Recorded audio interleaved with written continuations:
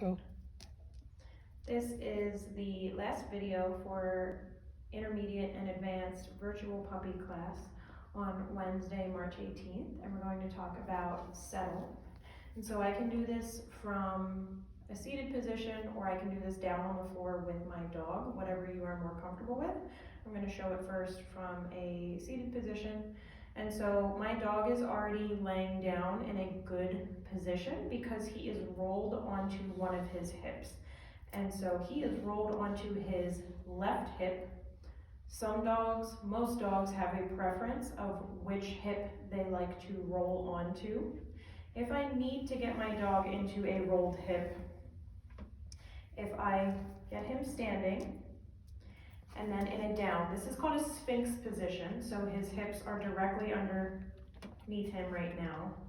If I want him to roll a hip, I'm going to show him a treat on his nose and draw his treat towards his shoulder, and now he shifted onto his hip. I took the treat towards his right shoulder so that he rolled onto his left side because this is the side that my dog prefers, but you might need to try it from either direction.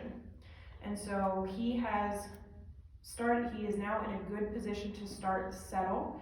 And so this is not letting the dog settle down on their own, which we've talked about in classes. This is putting the dog in a position where they are flat on their side and staying still. And so this is something that we use with our dogs that go to children with autism. And so we want this to be a really calm exercise and overall a pleasant exercise for the dog. So we are not throwing the dog into the position, we're not forcing them down, we're not holding them down, because we want this to be as relaxing as possible so that it can be transferred very easily to a child that is potentially having a meltdown or a hard time, and the dog will lay on their side and then the child can seek comfort from the dog. So my dog is starting out in a good position. He's rolled onto his hip. The way my dog likes to lay down is he puts his elbows out like this.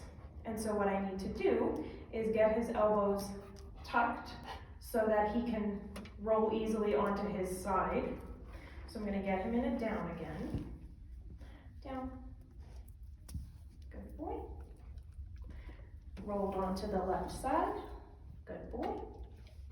And what I'm going to do next is I'm going to pet him pretty calmly. I'm touching his elbows. And what I'm going to do is I'm going to tuck his left elbow here underneath so that he can roll onto his shoulder. Yes. And so as soon as he allowed me to do that movement, I said yes. He's got his head already down on the ground. But if my dog were to, let's say he were to pop his head back up, I'm just going to guide his head back down.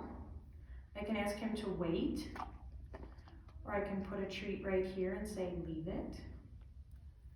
And so this gives my dog something to focus on while they are in this position. So this can help me build duration in this position. Good boy. I'm going to reward him with a treat, not the one that I asked him to ignore. I could also put a treat down and say wait. If I ask him to wait, then I can reward him with that treat. But if I'm using leave it, I need to reward him with a different treat. And so while my dog is laying on his side, I'm going to pet him. I'm going to pet him pretty slowly. If he lifts up this hind leg, I'm just going to put my hand on it to press it back down. And so we want this to be a very, very calm thing. So we can work on building duration by having that treat out in front of the dog's nose. We can work on manipulation. So I'm going to put my hands on him.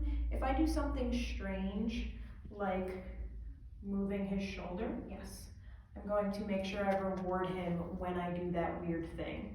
Petting is normal. Me doing this to him is not. Yes. So if I do something weird, I want to make sure that he associates it with something positive like a treat. And then when I'm ready for him to move, I can tell him, free, and then he can get up. We don't want to overload the dogs with any of the exercises that we work on. So regardless of the exercise that you work on with your foster puppy, maybe it's only one of the exercises that we talked about today. We want to make sure that we are rotating the exercises we work on.